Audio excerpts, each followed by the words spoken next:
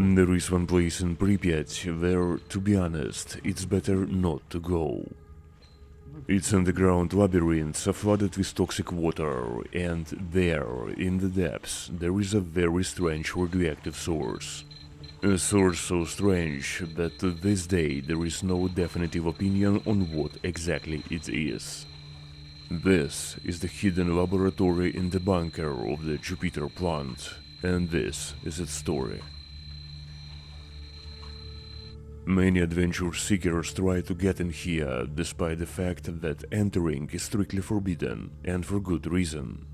We however came here completely officially, and with completely different goals, to carry out a full survey of the premises and build an accurate plan. At that time we were part of a work group for the preservation of the iconic sites in Pripyat. And as strange as it may sound, we wanted to understand whether there was at least some way to make access to this iconic place relatively safe, or whether there were no such chance at all. This footage was shot by our colleague Alexander Sirota in 2021. He is taking geometric measurements using a laser rangefinder. I am carrying out radiation monitoring and occasionally also appear in the frame. We are seriously equipped, wearing disposable insulated clothing, over which are DuPont hazmat suits, then full-face masks with properly chosen 3M filters, high rubber boots and 2 layers of gloves. And we had reasons, because under our feet there is an opaque soup of water, acids, caustic, radioactive substances and dissolved samples collected across the entire exclusion zone. So why is all this here, and what actually is this place? Located on the western outskirts of Pripyat, the Jupiter plant was the city's second largest enterprise after the Chernobyl nuclear power plant. Before the accident, about 10,000 people worked here. Jupiter was a branch of the Kiev Mayak plant, famous for its tape recorders. At Jupiter, they produced tape transport mechanisms for them, but as it was typical for factories in the USSR, this was far from the main product. Plant's main output was mechanisms for military recording systems. Of course, publicly no one talked about that. Spetsatom developed new methods of decontamination and handling of especially dangerous radioactive materials. And for this they needed samples, radioactive sources, contaminated soil, and huge quantities of chemicals. For safety reasons, the laboratory and storage facility were placed in abandoned fallout shelter of the plant. It is very large, located separately from the building at a depth of around 5 meters, and connected to the surface by 3 exits. Actually, not that much is known about this place. About 14 people worked here under the leadership of a certain Igor Rakov. All of this functioned for only about 3 years, because as a result of experiments, the premises became very heavily contaminated with radionuclides.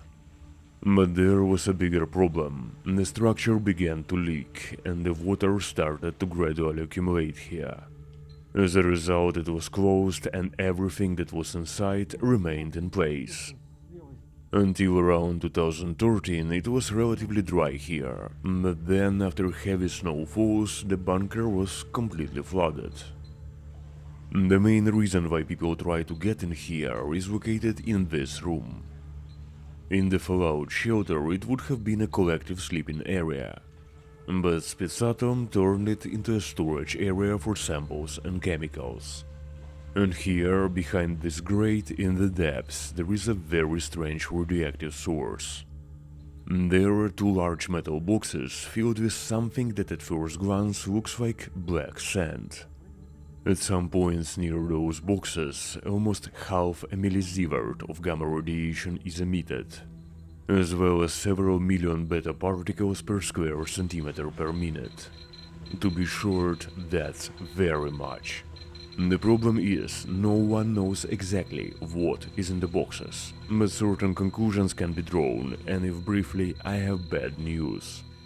What looks like sand is in reality nothing other than ground graphite. And there is exactly one reason to use such a material when you need to isolate or weaken a neutron source. The catch is, neutron radiation is the only type of radiation that can make something radioactive. Neutrons change the atomic grid of the irradiated material, and such contamination cannot be removed in any way. The only way to protect yourself from neutrons is a thick layer of paraffin or graphite. The graphite in the boxes itself emits almost nothing, but the metal of the boxes themselves is very radioactive. And in combination this indicates that one or several neutron sources are buried in the thickness of the sand. But what are they? Well, there is one hint. It comes from Valery Starodumov. In 1986 he was one of the key leaders of the decontamination of the Chernobyl nuclear power plant. He mentioned in one interview that, as far as he remembers, the boxes contained small fragments of reactor fuel assemblies brought from the plant for experiments.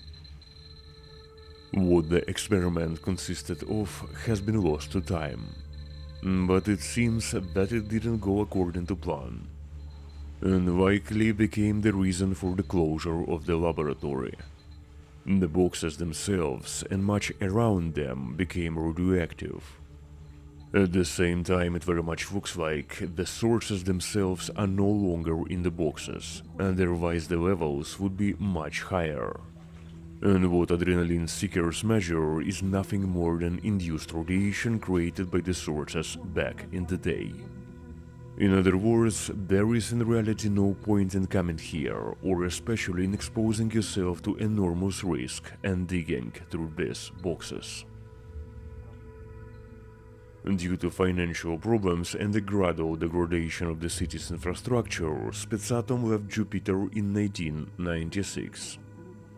Eventually, the bunker was forgotten for many years until someone stumbled upon it by accident. And now this is here.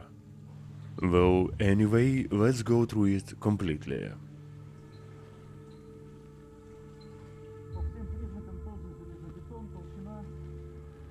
And here I will tell you something rather a little unexpected. From our past episodes, you may remember the story of the 3 power plant workers known as the Chernobyl divers. They opened the valves to drain the bubbler pool under the reactor floor, and journalists call them divers. In reality, there was no diving per se. These people walked through dark, de-energized corridors of the Chernobyl nuclear power plant, through water of approximately the same depths as here. And although the risk of visiting that place and this bunker are incomparable, at some point I could not shake the feeling that this probably is roughly how their journey felt and looked. Basically, everything well known became uncharted territory, and as pompous it may sound, you don't know what awaits on each step in this opaque water. At least in the story of those 3 heroes, that was certainly the case. Judging by the removed door that we noticed to the thickness of the water, this was a medical station, but it too was converted in a storage room. Alexander asked me to assess the radiation levels because he was concerned by the device on the table. We used the MKSU source radiometer, which we borrowed from colleagues. It has a group of several sensors in the detection unit, allowing to assess proximity to a source and this way locate it. But fortunately, there was nothing really unusual in this room. On the left there is another room, likely also intended for accommodating people, at least by its initial purpose. Along our way we take geometric measurements. We had never been in this part before, and honestly when the beam of light revealed that the corridor extended much farther, it was really impressive. We knew this bunker is large, but we didn't expect it to be this large. On the left and right there are 2 restrooms. Behind them, the water level became a bit lower. It very much looks that the partition with the door was added after the accident, because it is just bare brick. There are several such additions here.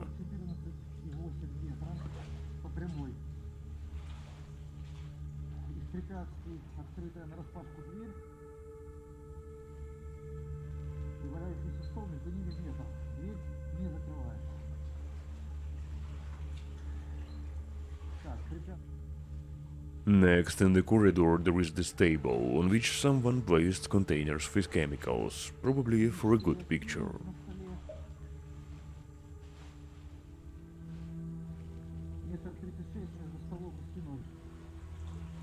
The room behind the table is reagent storage area. The entrance is blocked, but it's visible that many bottles and flasks still stand on the shelves.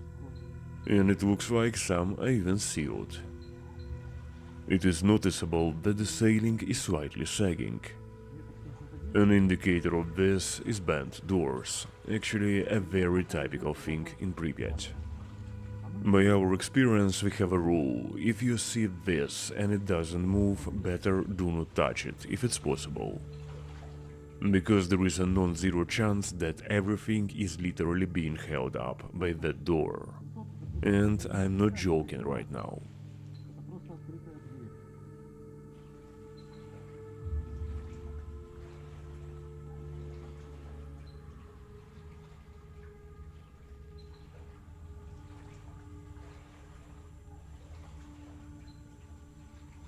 The room on the left is a cloakroom. Well, inside is just a mess, everything is piled up.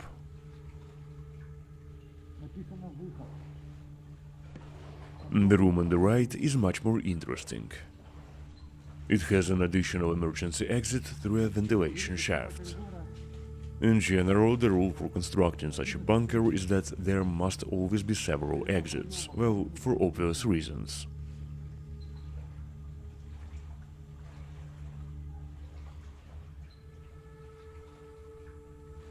Further on, there is a small hall with preserved ventilation systems and rows of huge air filters.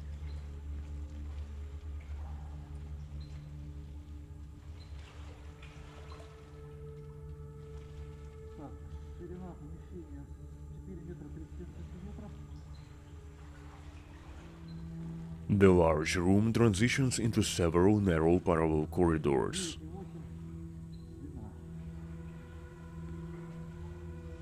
Since the main corridor was perfectly visible, we instead decided to go this way.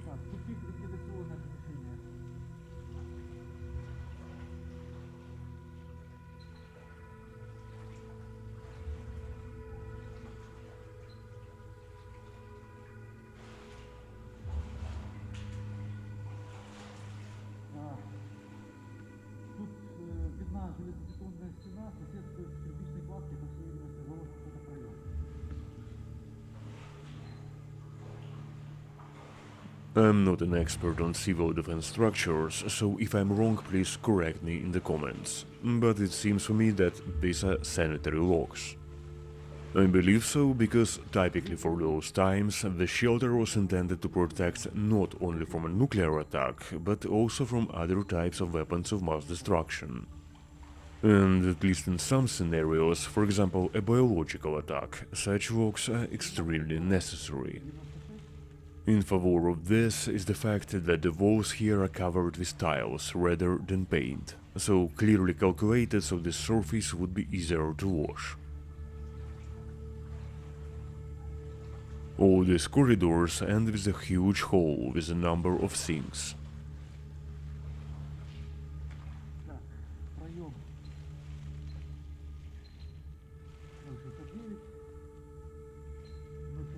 In the side rooms there are bunkers' life support systems, such as water storages.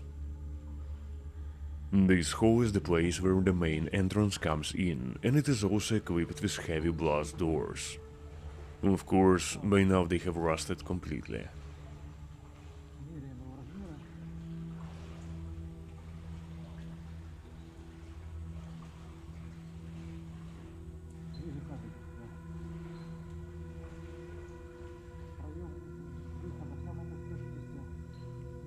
It was winter, so to put it lightly, water was very cold, so at some point it became really hard to walk. Well, here we breathed a sign of relief, because this part was already dry.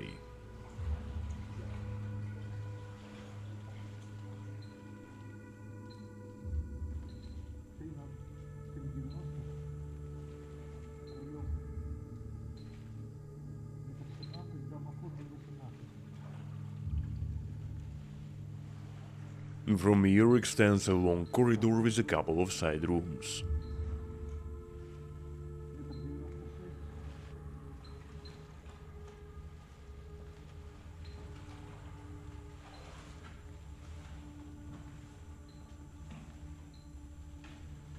It ends with multi-tiered steps arranged at 90 degrees, which led into the pavilion on the surface. This is quite a typical design for Soviet fallout shelters, because the idea is to weaken the effects of a shock wave. We made here final geometrical measurements and finally we went outside. To be really honest, this visit evoked quite mixed feelings. On one hand, the place is truly impressive and quite interesting. On another, honestly, the strongest desire was to get out of there as quickly as possible. You see, no matter how interesting it might be to see what is down there, we strongly recommend not taking risks, not breaking the rules, and not going there. There are simply too many undocumented things, sources and objects there. And there is no guarantee that your visit will go just as smoothly, especially if you are not equipped just as seriously. Do not forget to subscribe so you won't miss new episodes. Bonus materials for this one, such as rare images, footage and translated documents, you can find on our Patreon page. The links are in the description below. Thank you for watching and we'll see you in the next one.